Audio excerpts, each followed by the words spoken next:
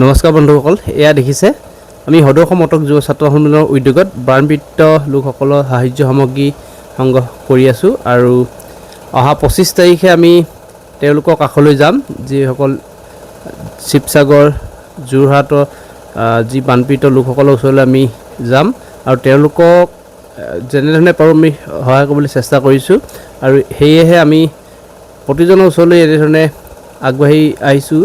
আৰু প্ৰত্যেকজনে আমাক সহায় কৰিছে আৰু তেওঁলোকে নিজৰ ইচ্ছা অনুসৰি যি আমাক আগবাঢ়িছে তাকে আমি গ্ৰহণ কৰিছোঁ আৰু তেওঁলোকে আচলতে আমি যোৱা দেখি ভাল পাইছে আৰু সকলোৱে সহায় কৰিছে আৰু আচলতে বহুতে সেই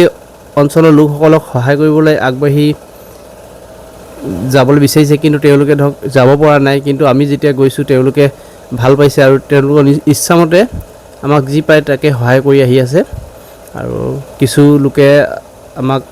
পানীহে হওক বা চাউলেই হওক, দাইলেই হওক, বিস্কুটেই হওক, আলুৱেই হওক, যিসমূহ বস্তু প্ৰয়োজনীয়, ধূপেই হওক, চাবোনেই হওক, সকলো ধৰণৰ বস্তু আচলতে আমাক আগবঢ়াই আহিছে আৰু তেওঁলোকৰ ইচ্ছা অনুসৰি আমি তেওঁলোকক কোনো আচলতে জোৰ কৰা নাই আৰু আমি যেতিয়া গৈছোঁ তেওঁলোকে আমাক এই ধৰণে ইচ্ছা এনেধৰণে সহায় কৰি আহিছে আৰু ভাল লাগিছে।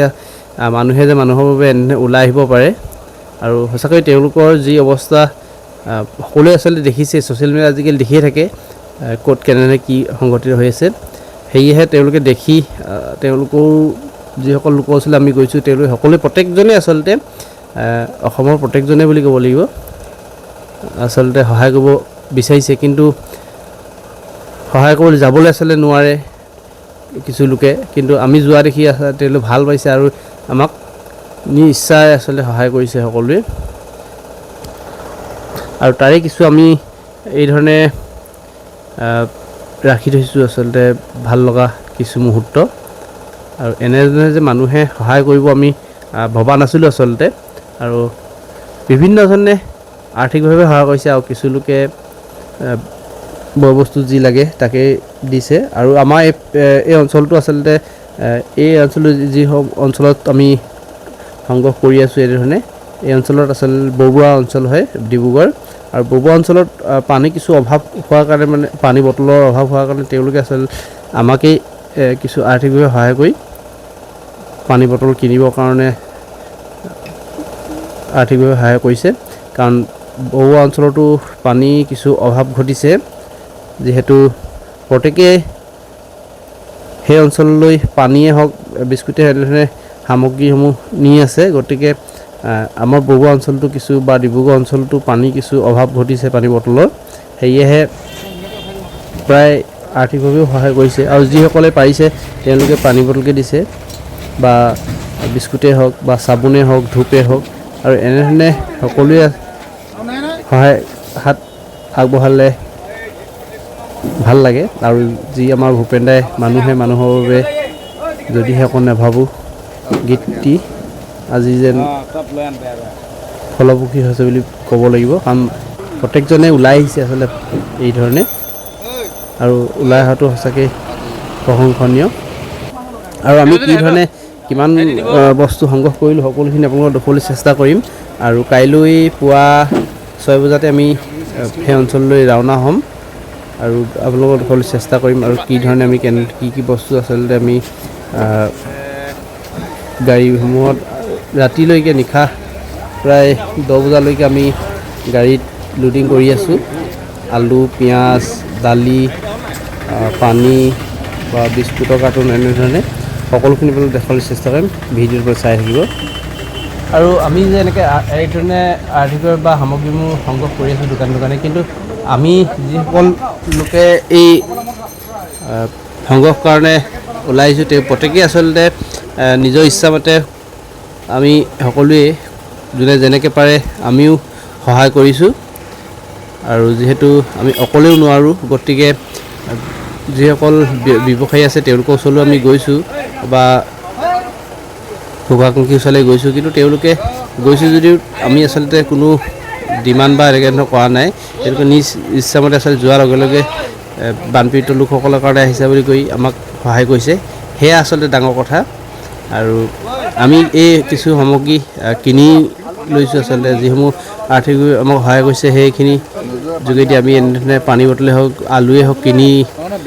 আনিছোঁ তেওঁলোকৰ কাৰণে বানপীড়িত লোকসকলৰ কাৰণে আগবঢ়াবৰ কাৰণে আৰু এয়া ৰাতিলৈকে লোডিং কৰি আছোঁ আমি আৰু দেখুৱাম আমি কি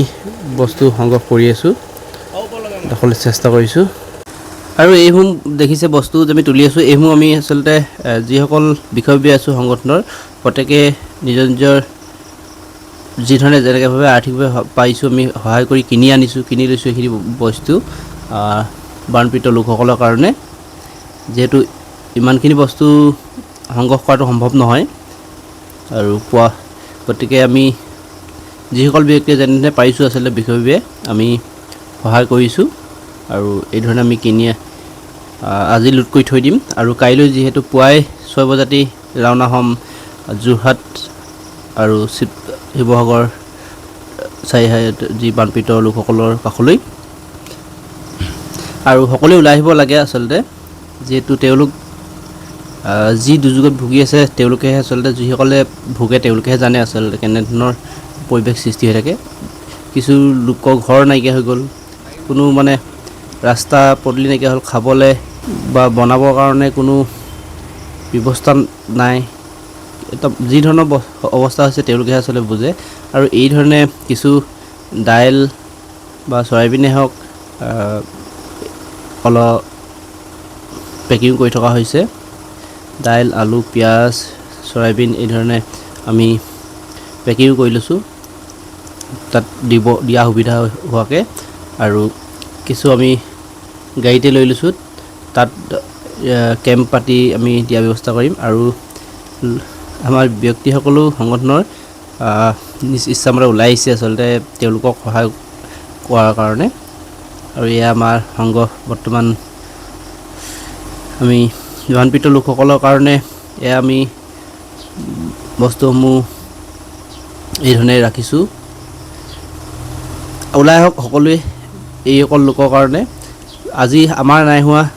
কিন্তু কাইলৈ যে নহ'ব কোনো কথা নাই যিহেতু সকলোৱে বিপদ আহিব পাৰে বানপানী নহ'লেও ধৰক বেলেগ দুৰ্যোগো হ'ব পাৰে গতিকে সকলোৱে সকলো কাৰণে ওলাই আহিব লাগে তেতিয়াহে ভাল লাগে আৰু সহায় ইজনে ইজনক যদি নকৰোঁ আমি আৰু বিপদৰ সময়ত যদি আমি মানুহৰ বাবে ওলাই নাহোঁ আহিব কোননো তেতিয়াহ'লে আৰু ওলাই আহক আৰু ওলাই আহিছোঁ দেখিছোঁ প্ৰত্যেকটো দল সংগঠন যুৱক সংঘই হওক প্ৰতিখন গাঁৱৰ বা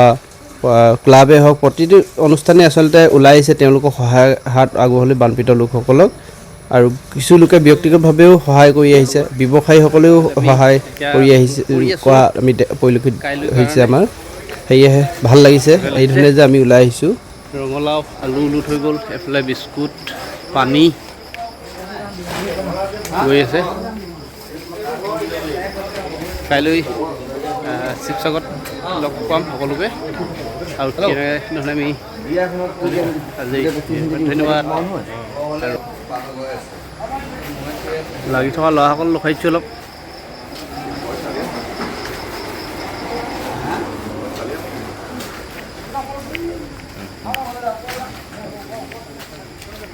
এতিয়া নিশা হৈ গ'লগৈ ইমানলৈকে লাগি আছে দেখিছেনে